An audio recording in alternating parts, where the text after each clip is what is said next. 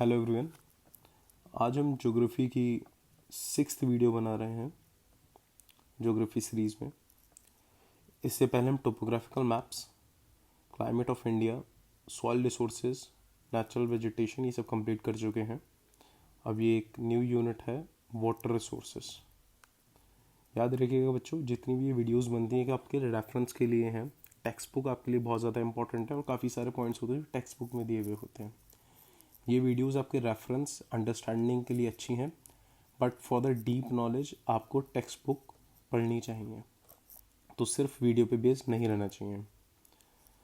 तो water resources का हम इंट्रो स्टार्ट करते हैं। देखिए, वाटर, पानी, ये हमारा सबसे ज़्यादा इम्पॉर्टेंट रिसोर्स है, सबसे ज़्यादा वाइटल रिसोर्स है। पूरी की पूरी agriculture industry is based on it, क्योंकि एग्रीकल्चर बिना पानी के पॉसिबल नहीं है। इसके अलावा it also helps in hydro electricity, यानी पानी के थ्रू जो इलेक्ट्रिसिटी बनती है उसे हाइड्रो इलेक्ट्रिसिटी कहते हैं, उसमें बहुत ज़्यादा यूज़ आता है। Building reservoirs to supply water and control system, इसका मतलब ये होता है कि कई कई जगहों पर रिजर्वायर्स, पानी को रखने के लिए एक जगह बनाई जाती है जिससे कि जब ज़रूरत हो और जिन जिन जगहों पर ज़रूरत हो वहाँ पर आपका वाटर सप्लाई कर सकें और वाटर को कंट्रोल कर सकें।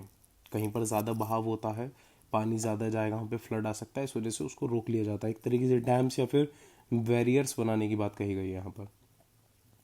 इंडिया के पास around 4% of the world's water resource है। टोटल 4%, सिर्फ और सिर्फ 4% हमारे पास वर्ल्ड वाटर रिसोर्स है। मेन सोर्सेज वाटर के क्या क्या हैं? मेन सोर्सेज होते हैं एक तो सरफेस वाटर, ग्राउंड वाटर और बैक वाटर और लगून्स। ओके, अब ये क्या होते हैं, ये आगे इनकी पूरी डेफिनेशन गिवन है, ये हम आगे समझते हैं। इससे पहले हम इंडिया का मैप देख लेते हैं, कुछ रिवर्स देख लेते हैं। देखिए, ये जो मैप है इसमें सबसे ज़्यादा इम्पोर्टेंट पार्ट आपका ये वाला जो पार्ट है, ये गंगा बेसिन और ब्रह्मपुत्र बेसिन का है, क्योंकि ये सबसे ज़्यादा इम्पोर्टेंट और सबसे बड़ा पार्ट है।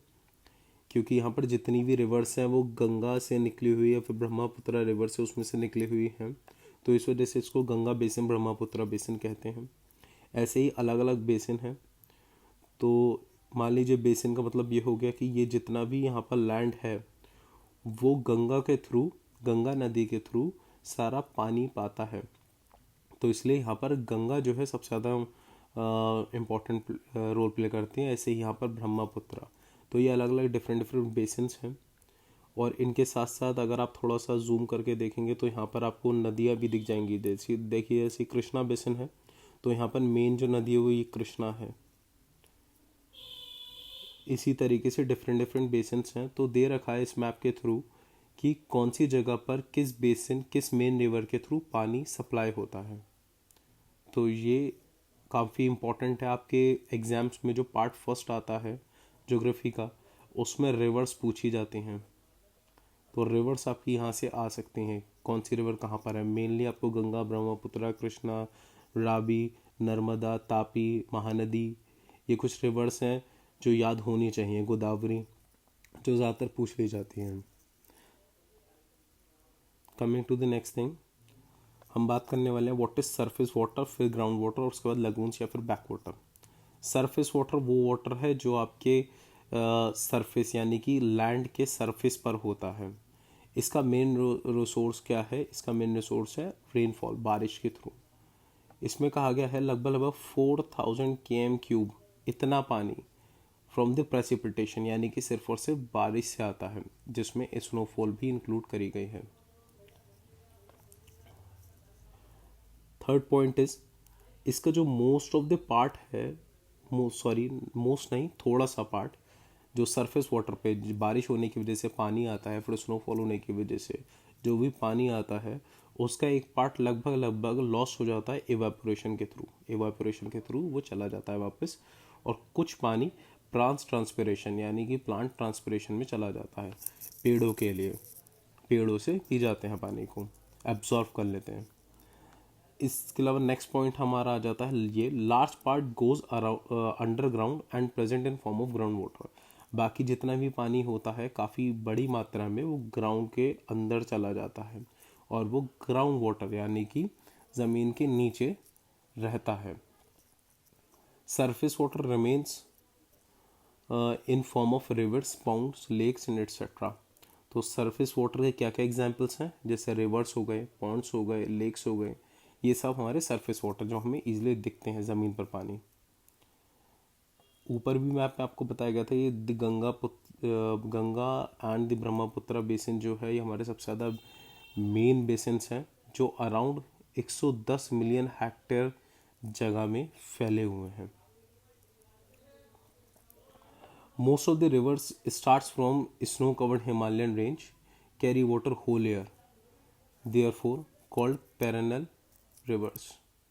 Sorry for the spelling mistake.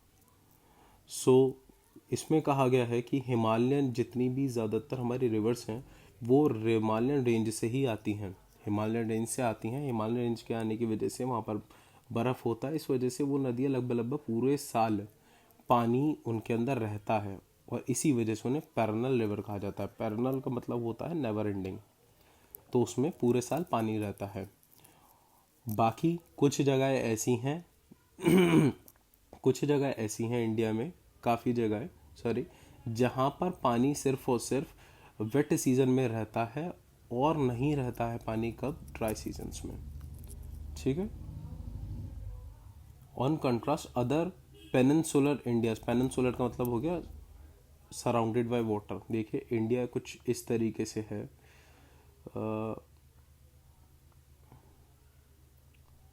तो ये जो 3 साइड्स हैं ये सराउंडेड बाय वाटर, इसलिए इंडिया को पेनिनसुलर इंडिया कहा जाता है। ठीक है, तो इंडिया पानी से घिरा हुआ है, इस वजह से इंडिया को पेनिनसुलर इंडिया कहा जाता है। तो यही कहा गया है कि पेनिनसुलर इंडिया में काफ़ी सारी रिवर्स ऐसी हैं जहाँ पर नो वाटर रहता है या फिर काफ़ी कम वाटर रहता है ड्राई सीजन में। अब बात कर लेते हैं what is ground water. Ground water वो वाटर है जो पानी हमारे ग्राउंड के अंदर है।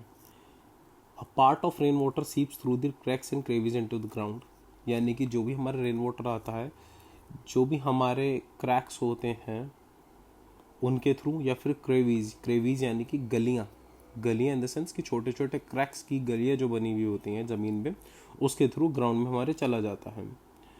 इससे लगभग कितना पानी हमारा कंज्यूम कर लेता है हमारा ग्राउंड, लगभग 400 km³ हमारा पानी कंज्यूम कर लेता है। इंडिया में ग्राउंड वाटर किस तरीके से अनइवन है। अनइवन का मतलब समझिए कि कहीं पर ग्राउंड वाटर ज़्यादा है, आपने सुना होगा कभी कभार आपके घर में ट्यूबवेल्स वगैरह लगते हो, सॉरी ट्यूबवेल्स नहीं, हैंडपम्प्स वगैरह लगते होंगे, तो बोरिंग होता है वहाँ पर। तो कहा जाता है कि भाई इस जगह पर 200 फीट का बोरिंग होगा, इस जगह पर 100 फीट का बोरिंग होगा, किसी जगह पर 300 फीट का।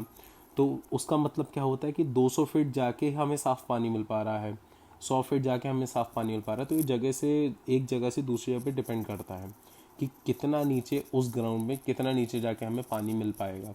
तो इस वजह से इंडिया में अनइवन है वो।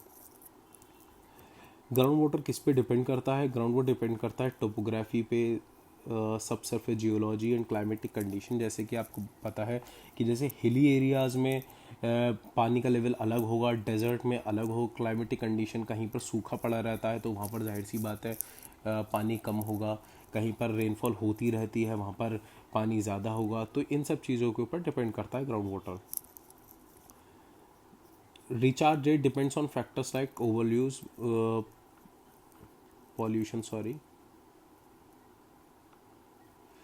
तो हमारा जो रिचार्ज रेट है वो किस चीज़ के ऊपर डिपेंड करता है, हमारा रिचार्ज रेट डिपेंड करता है हमारे ओवर यूज़ पे, कि हम कितना यूज़ करते हैं पानी को, और वहाँ की पॉपुलेशन पे, पॉपुलेशन, पॉल्यूशन, इन सब चीज़ों पे, कि वहाँ पर कितने लोग हैं, कितना यूज़ कर रहे हैं, और वहाँ पर कितना पॉल्यूशन है, पानी का रीयूज़ दोबारा हो पाएगा नहीं हो पाएगा, इस चीज़ के ऊपर रिचार्ज रेट डिपेंड करता है। रिचार्ज रेट का मतलब हो गया कि मान लीजिए कहीं पर आपको 100 फीट पर अगर आपको पानी मिलता था, तो आने वाले 5 साल बाद क्या आपको 100 फीट में मिलेगा या नहीं मिलेगा। मान लीजिए वो मिलने लगा आपको 150 फीट पे नीचे जाके पानी, तो अब उसको रिचार्ज होने में कितना टाइम लगेगा, कितने टाइम बाद दोबारा 100 फीट पे आपको पानी मिलना चालू करेगा, उसे कहते हैं रिचार्ज रेट।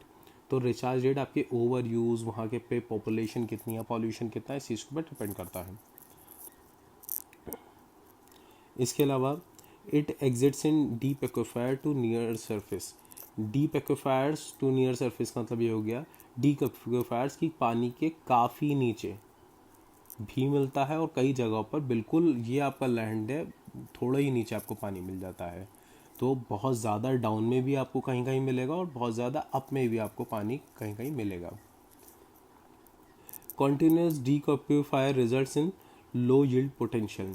अगर कहीं पर कॉन्टीन्यूस एक जगह पर बहुत ज़्यादा नीचे पानी आपको मिल रहा है, मान लीजिए कहीं पर आप खेती बाड़ी कर रहे हैं, एग्रीकल्चर कर रहे हो, वहाँ पर आपको इरिगेशन के लिए पानी चाहिए और वहाँ पर पूरे लैंड पे काफ़ी डीप में जाके पानी मिलता है, तो वहाँ की जो सॉइल होगी वो थोड़ी कम उपजाऊ होगी। तो इस वजह से वहाँ पर आपको जो आपकी क्रॉप्स होंगी उसमें आपको थोड़ी दिक्कत होगी और वहाँ पर लो यील्ड रहेगी, आपकी वहाँ पर खेती बाड़ी ढंग से नहीं हो पाएगी। इस वजह से वहाँ पर आपको क्रॉप जो है वो अच्छी नहीं बन पाएगी।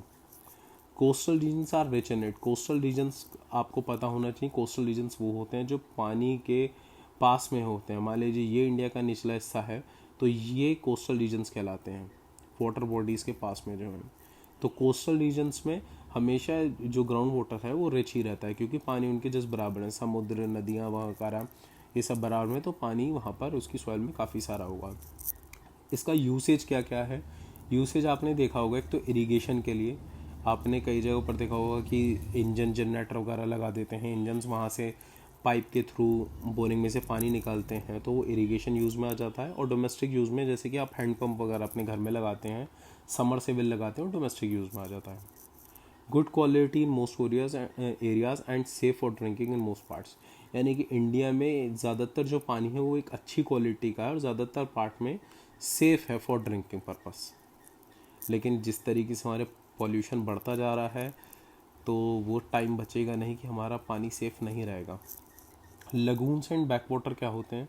लगून्स एंड बैकवाटर वो जगह होती हैं जहाँ पर आपको ड्रॉ करके दिखाने की कोशिश करते हैं। मान लीजिए ये हमारे किसी जगह की बाउंड्री है और बाउंड्री को रेड से बना देते हैं, ये बाउंड्री है किसी जगह की और ये आपका पूरा पानी है।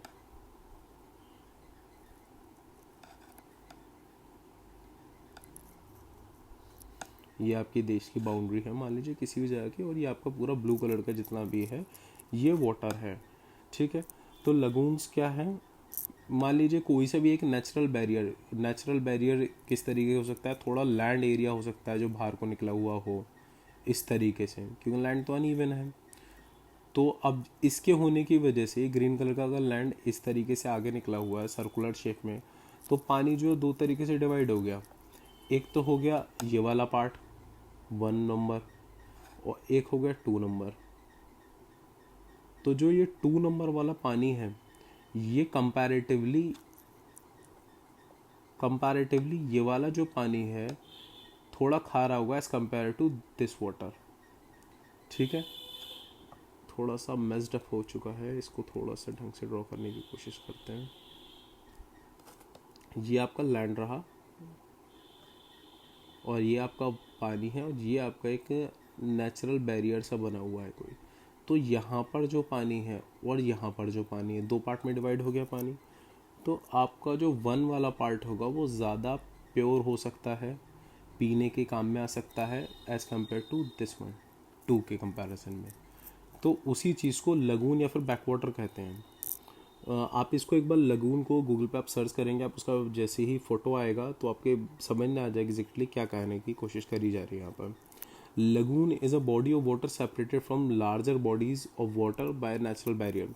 क्वालिटी इज ब्रैकिश, यानी कि थोड़ा कारापन होता है, बट ये गुड है फॉर वॉट? फॉर फिशिंग या फिर पैडी क्रॉप्स के लिए। पैडी क्रॉप्स वो क्रॉप्स होती हैं जिन्हें बहुत ज़्यादा मात्रा में पानी चाहिए होता है, जैसे आपका राइस हो गया, जूट हो गया, ये वो क्रॉप्स हैं जिन्हें पैडी क्रॉप्स कहते हैं। तो ये फिशिंग के लिए और पैडी क्रॉपिंग के लिए बहुत ज़्यादा बढ़िया है। अब बात है कि इरिगेशन का मतलब क्या है? इरिगेशन क्या चीज़ होती है? इरिगेशन देखिए एक वो प्रोसेस है जिसमें आप क्रॉप्स में पानी सप्लाई करते हैं आर्टिफिशियली किस तरीके से? देखिए हर खेत के पास नदी तो नहीं बह रही है, हर खेत के पास कोई नेचुरल वाटर बॉडी तो है नहीं, तो वहाँ पर कैनाल्स बनाए जाते हैं, वेल्स बनाए जाते हैं, ट्यूब वेल्स होते हैं, कुछ ऐसी चीज़ें बनाई जाती हैं जिसमें आप पानी रख सकें। तो वो जो जगह होती हैं और उसके थ्रू आप पानी जो है अपने खेतों में लेकर जाते हैं, उसी को इरिगेशन कहते हैं। अब ये इरिगेशन क्यों करा जाता है? इरिगेशन इस वजह से करा जाता है क्योंकि हर जगह पर पानी की अवेलेबिलिटी इतनी है नहीं, बट वहाँ पर क्रॉपिंग तो आपको करनी है, आपको एग्रीकल्चर वहाँ पर करना है। तो इस वजह से वहाँ पर पानी पहुँचाने के लिए आपको कोई ना कोई फैसिलिटी तो प्रोवाइड करनी पड़ेगी अपने खेत तक के लिए। इस वजह से इरिगेशन का यूज़ कराया जाता है। Efficient use of available water resource is the only key to successful agriculture development in India of India. यानी कि अगर जब तक कि आप एफिशिएंट यूज़ अगर आप पानी का करेंगे, वाटर सोर्सेज करेंगे, तो उसी से ही आपकी एग्रीकल्चर इंडस्ट्री है वो अच्छी तरह से ग्रो हो पाएगी। आपको क्लाइमेट ऑफ इंडिया जो चैप्टर पढ़ा था हमने, video number I think third fourth में होगा शायद, तो उसमें आपने पढ़ा था जो इंडिया का जो मानसून है वो ट्रॉपिकल मानसून है। ट्रॉपिकल मानसून में आपको एक बताया गया था कि यहाँ पर बारिश भी होती है, गर्मी भी होती है, ठंड भी होती है, हर तरीके का मौसम रहता है, बारिश भी अच्छी हो जाती है। तो इंडिया का जो मानसून है वो इस तरीके का है, इस वजह से ये एक अनइवनली डिस्ट्रीब्यूटेड है। जैसे कि राजस्थान में बहुत कम बारिश हो रही है, वहीं पर मेघालय में बहुत सारी बारिश हो रही है, कहीं पर स्नोफॉल हो रही है, कहीं पर बिल्कुल स्नोफॉल नहीं हो रही है, बड़े पहाड़ होने के बावजूद भी। तो अनइवनली डिस्ट्रीब्यूटेड इरेगुलर है। और जो इसकी डेट्स हैं मानसून के आने की, जैसे 1 जून है, तो कोई ज़रूरी नहीं कि 1 जून से बारिश चालू हो ही जाएगी, बहुत आगे पीछे हो जाता है। तो इस वजह से क्या होता है कि जितनी एक तो 90% जो हमारा पानी है, हमारा रेन का जो पानी मिलता है पूरे भारत में, वो 90% साउथ वेस्ट मानसून से मिलता है। यानी जो 1 जून से हमारा मानसून स्टार्ट होता है, पर ज़्यादातर उसकी डेट्स में अप डाउन हो जाता है, कभी वो पहले आ जाता है, कभी वो ज़्यादा आ जाता है। पर आपको पता होना चाहिए जितनी भी क्रॉप्स होती हैं उन्हें फिक्स्ड टाइम पर ही रिक्वायरमेंट होती है, फिक्स्ड अमाउंट ऑफ वाटर की। तो भाई आपका मानसून हो गया लेट और पानी की रिक्वायरमेंट आपको उससे पहले थी, तो इस वजह से इरीगेशन को हमें यूज़ करना पड़ता है कि हम पानी उतना स्टोर रखें कि जब हमारी क्रॉप की ज़रूरत हो तब हम उसको प्रोवाइड करवा पाएँ। वेरिएशन ऑफ रेनफॉल बहुत ज़्यादा है, जैसे आपको बताया गया था मौसम में 1185 अराउंड सेंटीमीटर, 1125 सेंटीमीटर अराउंड बारिश होती है, और राजस्थान में 25 सेंटीमीटर के आसपास बारिश होती है। तो काफ़ी डिफरेंसेस हैं। और इसके अलावा जो रेन होती है वो मेनली जून टू सितंबर हो रही है, तो बाकी जितने मंथ हैं वो तो सिर्फ सूखा पड़ा हुआ है, वहाँ पे इतनी रेन नहीं हो रही है। तो ये काफ़ी दिक्कत है। काफ़ी ज़्यादातर एरियाज़ में, तमिलनाडु को छोड़ के, तमिलनाडु में विंटर्स में भी काफ़ी रेन होती है, बाकी एरियाज़ में रेन हो ही नहीं रही है विंटर्स में भी, तो ये भी काफ़ी दिक्कत फील होती है। 30% cultivated area receive sufficient annual rainfall above 100 centimetre. यानी कि जो सिर्फ 30% कल्टिवेटेड एरिया उसमें 100 सेंटीमीटर्स की रेनफॉल हो रही है। 40% रिसीव लेस देन 75 सेंटीमीटर। 40% जो हमारा एरिया है उसमें 75 सेंटीमीटर की रेन हो रही है। तो जहाँ पर 75% की रेन हो रही है वो एरिया में हम सही से सिर्फ और सिर्फ रेन के बेसिस पे कल्टीवेशन नहीं कर सकते, इस वजह से इरीगेशन ज़रूरी होता है वहाँ पर। अब विंटर क्रॉप्स होती हैं, राबी क्रॉप जो विंटर में बोई जाती हैं, वो जो होती हैं वहाँ पर भी पानी हमें ज़रूरत है, लेकिन विंटर्स में तो इतनी बारिश होती नहीं है। तो इस वजह से भी मोस्टली पार्ट्स में हमारा वाटर सप्लाई की, आर्टिफिशियल वाटर सप्लाई की ज़रूरत पड़ती है। 4 months इज़ टोरेंशियल मतलब ह्यूज इन अमाउंट। 4 मंथ के लिए तो काफ़ी ज़्यादा रेन होती है। तो जब ज़्यादा रेन होती है तो हमारी जो सॉइल होती है लगातार रेन की वजह से हमारा जो पानी है उसे अब्जॉर्ब नहीं कर पाती है, तो ज़्यादातर जो पानी होता है वो वेस्ट चला जाता है। इस वजह से हमारा ग्राउंड वाटर लेवल बहुत ज़्यादा अच्छी तरीके से बढ़ नहीं पाता है क्योंकि वेस्ट हो गया पानी। अब कुछ क्रॉप्स ऐसी होती हैं जिन्हें पानी सिर्फ बारिश का उनके लिए काफ़ी नहीं है, उन्हें एक्स्ट्रा वाटर की ज़रूरत होती है, जैसे आपको पैडी क्रॉप्स ऊपर बताया गया था। तो उस तरीके की क्रॉप्स हैं, राइस हो गई, चिलीज़ हो गई, शुगर केन, जूट। तो ये जितनी भी क्रॉप्स हैं ये सिर्फ और सिर्फ आपके नेचुरल रिसोर्सेज से कंप्लीट नहीं कराया सकता। Crops like rice and wheat, अगर आप अच्छा इरिगेशन करेंगे, इरिगेशन प्रॉपरली करेंगे, तो राइस एंड वीट जैसी क्रॉप आप साल में 2 बार भी उगा सकते हैं। तो इससे वजह से आप किसानों को फ़ायदा भी मिल जाता है और अपनी पॉपुलेशन को हम अच्छा खासा प्रोवाइड कर सकते हैं, क्योंकि इंडिया की पॉपुलेशन बढ़ती जा रही है। तो वहाँ पर बार बार फार्मिंग करना, एग्रीकल्चर करना, क्रॉप्स प्रोड्यूस करना इम्पॉर्टेंट है। तो ये अगर डबल ग्रोइंग सीज़न अगर लग जाए तो वो काफ़ी बेटर रहता है, उसके लिए भी इरीगेशन बहुत ज़्यादा इंपॉर्टेंट है। नेक्स्ट हमारा पार्ट आ गया methods of irrigation. Methods of irrigation पहले क्या होते हैं और किस चीज़ पे डिपेंड करते हैं? Topography, soil, rain, availability of ground water, nature of rivers, requirement of crop, इन सब चीज़ों के ऊपर डिपेंड करते हैं कि वहाँ की किस तरह टोपोग्राफी है, डेजर्ट एरिया है, हिली एरिया है, सॉइल कैसी है, वहाँ की क्लेई सॉइल है जो पानी को ऑब्जर्व करती है, या फिर ऐसी सॉइल है जो पानी को ऑब्जर्व नहीं करती है, रेनफॉल कितनी होती है, ग्राउंड वाटर वहाँ पर कितना नीचे है कितना ऊपर है, नेचर ऑफ रिवर, रिवर्स वहाँ पे पैरेलल रिवर है यानी कि हर टाइम वहाँ पर पानी रहता है या नहीं रहता है पानी उन रिवर्स में, और रिक्वायरमेंट ऑफ क्रॉप, और किस तरीके की क्रॉप, यानी अगर राइस अगर आप यूज़ कर रहे हैं, शुगर के उगा रहे हैं तो वहाँ पे ज़्यादा पानी की ज़रूरत पड़ती है, कोई और क्रॉप बनवा रहे हैं तो वहाँ पर कम पानी की ज़रूरत पड़ती है। तो इन सब चीज़ों के ऊपर डिपेंड करता है। इरिगेशन के मेनली हमने दो पार्ट्स में डिवाइड कर रखा है, प्रिमिटिव मतलब कि पुराने मेथड्स और मॉडर्न मेथड्स। पुराने मेथड्स में जो हमारे मेथड्स हैं, कैनाल है, टैंक इरिगेशन, वेल्स हैं, और मॉडर्न इरिगेशन में हमारे स्प्रिंकलर, ड्रिप और बैम्बू इरिगेशन है। इसमें से ज़्यादातर नाम आपके सुने हुए होंगे और आपने कहीं ना कहीं पढ़े भी होंगे, उसको बस थोड़ा सा हम याद रखिएगा। जितने भी मीन्स ऑफ इरिगेशंस हैं इसमें हम इनके प्रोज एंड कॉन्स यानी कि एडवांटेजेस और डिसएडवांटेजेस डिस्कस नहीं कर रहे हैं। सिर्फ और सिर्फ आपको ये बताया जाएगा इस वीडियो में कि किस तरीके इरिगेशंस होते हैं, किस तरीके से दिखते हैं और किस तरीके से वो वर्क करते हैं। आपको एडवांटेजेस डिसएडवांटेजेस के लिए आपको बुक को रेफ़र करना पड़ेगा, और पर इरिगेशन मीन्स के थ्रू आपको पर टाइप के लिए सारी ये चीज़ें दोबारा खुद पढ़नी पड़ेंगी। लेकिन हाँ, ये चीज़ है कि सिर्फ और सिर्फ अगर आप समझ जाएंगे कि कौन सा इरिगेशन किस तरीके का होता है, तो आप इतने समझदार 10th क्लास के बच्चे हैं आप कि आप इजीली उसकी pros and cons, advantages, disadvantages, uses वो आप इजीली खुद लिख सकते हैं। तो coming to the canal irrigation, आपने ये देखा होगा, देखिए आप मैं रामपुर में रहता हूँ तो रामपुर के पास में एक जगह है बिलासपुर, वहाँ पर आपने इस तरह कैनाल देखा होगा जब आप ओवरब्रिज के पास से निकलते हैं। कैनाल का मतलब ये हो जाता है कि आप एक आर्टिफिशियली इस तरीके का एक एरिया बना देते हैं जिसमें पानी को आप आर्टिफिशियली एक जगह से दूसरी जगह पर ले जा पाएँ, जहाँ पर पानी इजीली नहीं पहुँच पा रहा था। तो ये मेनली आपको उत्तर प्रदेश, हरियाणा, आंध्र प्रदेश, मध्य प्रदेश, पंजाब, इन सब जगहों पर मिलेगा। कैनाल्स आपके बनाए जाते हैं जिससे कि पानी किसी वाटर बॉडी के थ्रू एक वे बना दिया जाता है जिससे कि पानी वहाँ से फ्लोट करके बाकी जगहों पर चला जाए जहाँ पर पानी इजीली अवेलेबल नहीं है। तो इस चीज़ को कहते हैं कैनाल। कैनाल आपकी दो तरीके की होते हैं, inundation canal and perennial canal. इसमें क्या फ़र्क है? Inundation canals are long canals taken off from large river, यानी कि ये लार्ज रिवर्स के ले जाती हैं।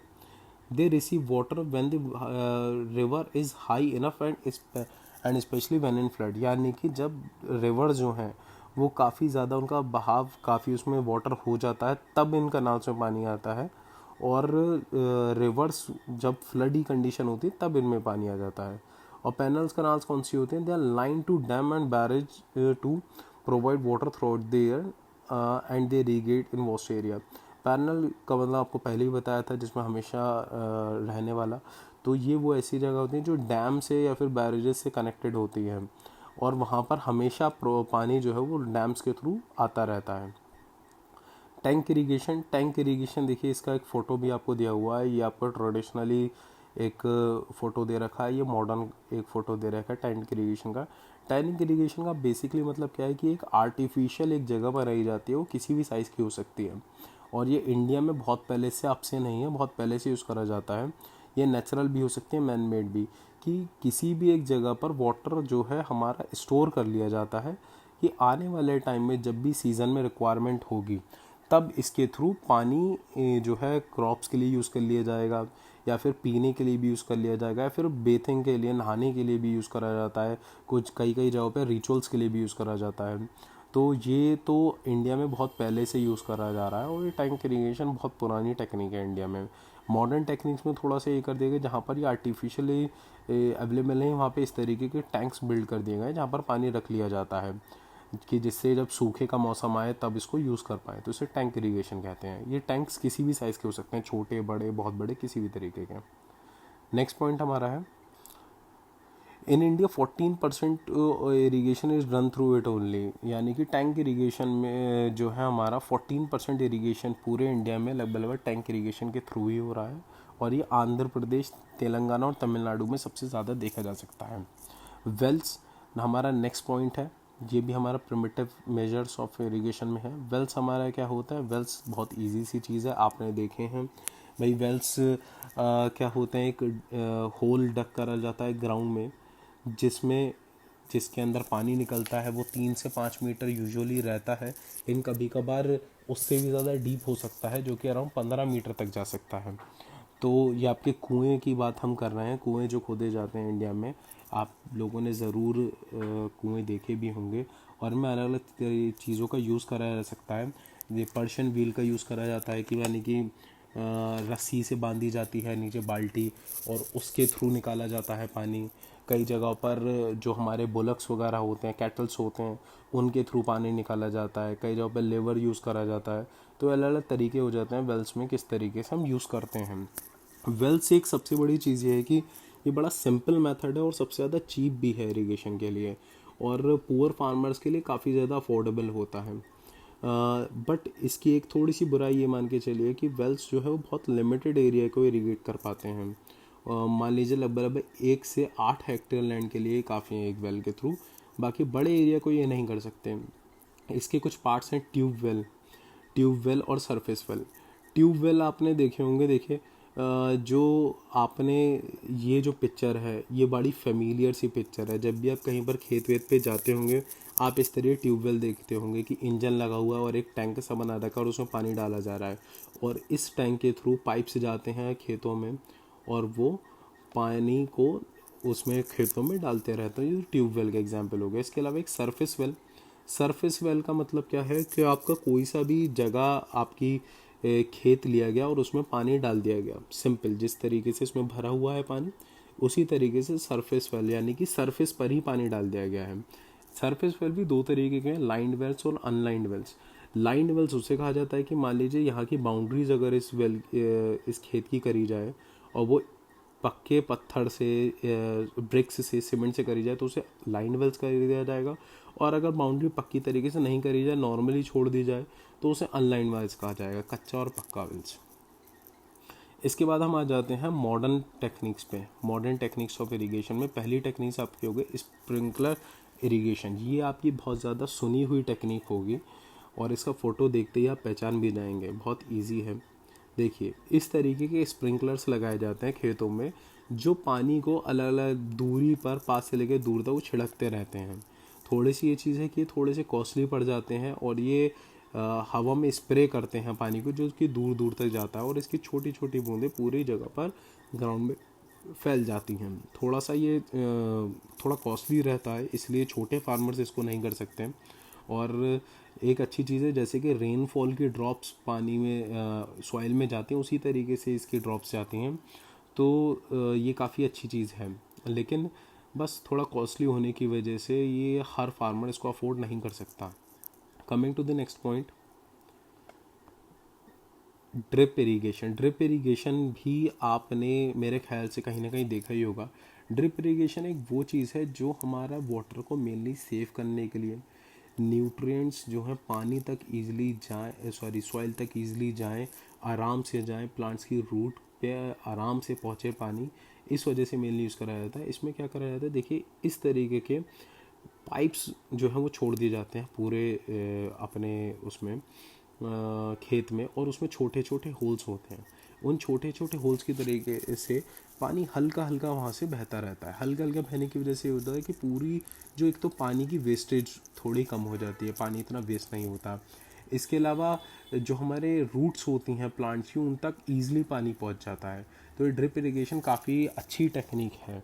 ये भी कंपैरेटिवली थोड़ा सा महंगा है, बट इसका जो गोल है वो वाटर को डायरेक्टली रूट पर जाने का है, और एवेपोरेशन यानी बहुत कम रहे, ये इसका मेन जो है इसका गोल रहता है। बैम्बू इरिगेशन सिस्टम भी आपने कहीं ना कहीं देखा होगा, अपनी किताबों में ज़रूर इस तरीके का फ़ोटो ज़रूर देखा होगा आपने। बैम्बू ड्रिप इरिगेशन में हम यूज़ करते हैं बैम्बूस को, एक पाइपलाइन के थ्रू, जहाँ जहाँ पर भी पानी आ रहा है, रेन वाटर के थ्रू आ रहा है, झरने के थ्रू आ रहा है, किसी के भी थ्रू अगर पानी आ रहा है तो वहाँ पर हम बैम्बूज का एक पाइपिंग सिस्टम बना देते हैं जो हमारे खेत तक पहुँच जाए, और उसको ऊपर से ब्लॉक ब्लॉक छोड़ भी देते हैं। देखिए यहाँ पर हमने होल्स भी छोड़ रखे हैं, जिससे कि अगर बारिश हो तो उसके थ्रू भी पानी आता रहे, और ये जो है हमारा पूरा का पूरा हमारे खेत तक पहुँच जाए। ये भी काफ़ी अच्छी टेक्निक है और ये काफ़ी ज़्यादा यूज़ होती भी आई है। कम से कम ये 200 साल पुरानी टेक्निक है हमारी। और इसके फीचर्स क्या क्या हैं? 18 से 20 litre of water enters in bamboo pipe system, get transported over hundreds of metres and finally reduces to 20 to 80 drops per minute at the side of the plant. यानी कि यहाँ पर क्या हो रहा है, लगभग 18 से 20 लीटर पानी जो है हमारा ट्रांसपोर्ट हो जाता है ईजिली कई मीटर्स के दूरी पर भी, और आराम से हमारे प्लांट्स तक पहुँच जाता है।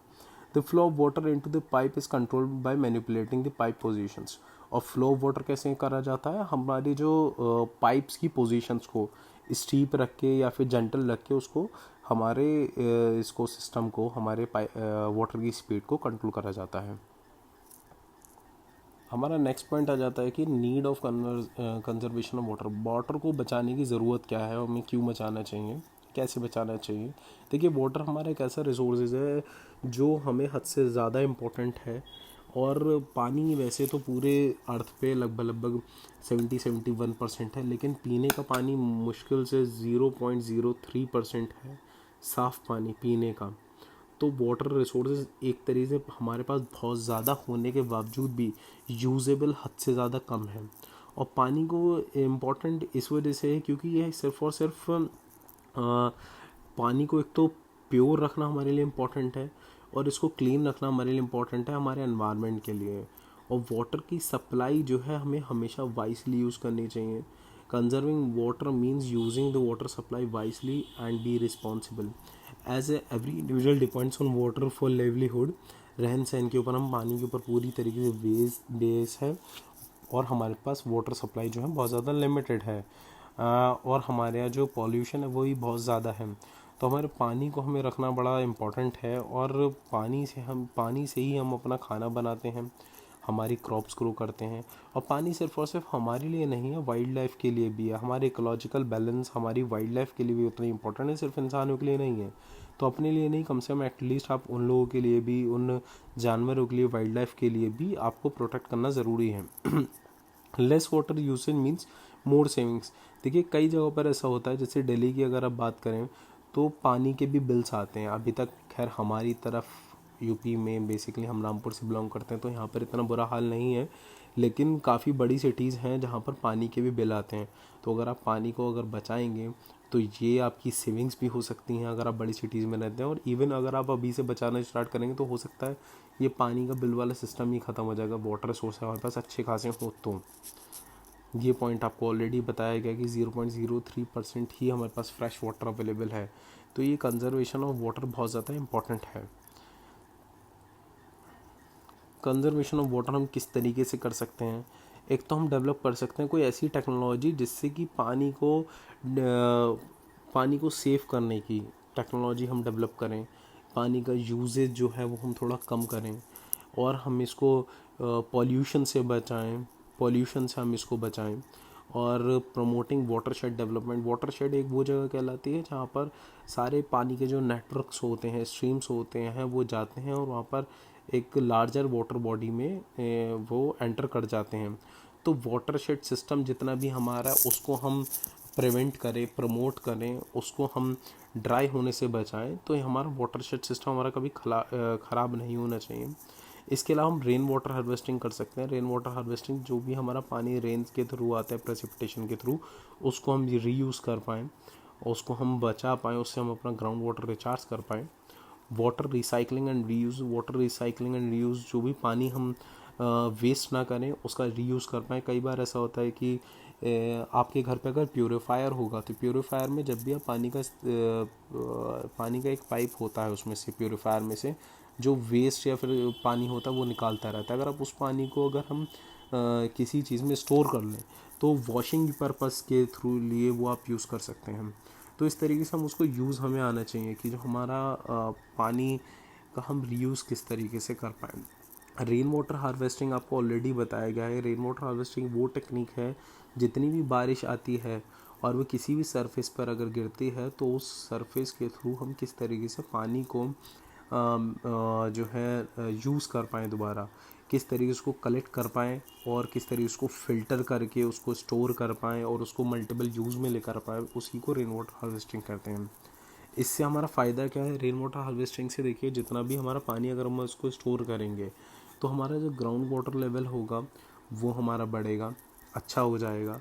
एक चीज़ आपको एक एग्जांपल देते हैं रेन वाटर हार्वेस्टिंग से क्या फ़ायदा है। लगभग 50,000 लीटर ऑफ वाटर आप हार्वेस्ट कर सकते हैं सिर्फ और सिर्फ कितने एरिया से? सिर्फ और सिर्फ 100 स्क्वायर मीटर एरिया से। 100 स्क्वायर मीटर पे जो पानी गिर रहा है, मान लीजिए रूफ पर आपकी छत है 100 स्क्वायर मीटर की, और वहाँ पर जितना भी पानी गिर रहा है अगर आप उसी को प्रिजर्व करते रहेंगे तो लगभग आप 50,000 लीटर आप पानी बचा सकते हैं। रेन वाटर हार्वेस्टिंग थोड़ी चीप चीज़ है, इको फ्रेंडली है, आपकी सॉइल इरोजन को ये बचाती है। आपकी छतों से जो पानी इधर उधर गिरेगा और वो लैंड पर गिरेगा, वहाँ पर सॉइल इरोजन होगा। उससे बेटर ये है कि अगर जो छतों पे पानी गिरा उसको प्रिजर्व कर लें तो सॉइल इरोजन बचेगा आपका। सॉइल मॉइस्चर, जो हमारा सॉइल मॉइस्चर है इसको अच्छा करती है हमारी रेन वाटर हार्वेस्टिंग। एक ये बहुत पुरानी टेक्निक है, एशियन टेक्निक है। लगभग मान के चलिए 4500 BC में थार डेजर्ट में इस्तेमाल हुआ करती थी। तब से ही अलग अलग जगह पे अलग अलग तरीके से यूज़ करी जाती है रेन वाटर हार्वेस्टिंग की। देखिए, आपको एक बार roof top rain water harvesting का डायग्राम दिखा देते हैं। ये आपको आपकी बुक्स में अवेलेबल मिल जाएगा। मान लीजिए ये कोई रूफ टॉप आपकी छत है, यहाँ पर पानी आया, या फिर कोई सी भी एक ऐसी जगह है जहाँ पर पानी आया, उसके थ्रू जो पाइप्स आए हैं उस पाइप्स के थ्रू आपको एक टैंक में वो पानी चला गया। टैंक में कंजम्पशन के लिए अगर आप रखना चाहते हैं, कंजम्पशन के लिए पानी अलग चला गया। मान लीजिए कि आप अपने उसके लिए रखना चाहते हैं, प्योरीफाई करने के लिए रखना चाहते हैं, या फिर वॉशिंग पर्पस के लिए रखना चाहते हैं, तो कंजम्पशन के लिए आपका अलग चला गया।